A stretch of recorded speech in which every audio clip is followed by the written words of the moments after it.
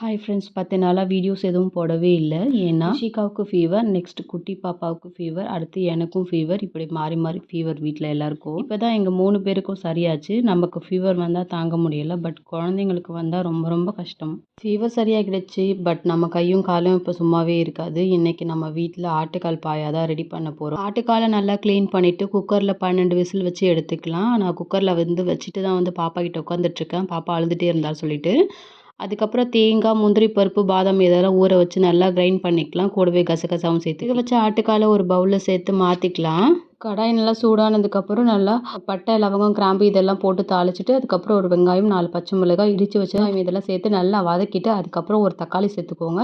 உங்களுக்கு பிடிக்கலன்னா விட்டுலாம். எனக்கு தக்காளி சேர்த்தா ரொம்ப பிடிக்கும். நான் தக்காளி சேர்த்துக்கிட்டேன். இதுக்கப்புறம் இதை நல்லா வதங்கினதுக்கப்புறம் நம்ம வேக வச்சுருந்த ஆட்டுக்கால் தண்ணி எடுத்து இதில் ஊற்றி நல்லா கொதி வரட்டும்.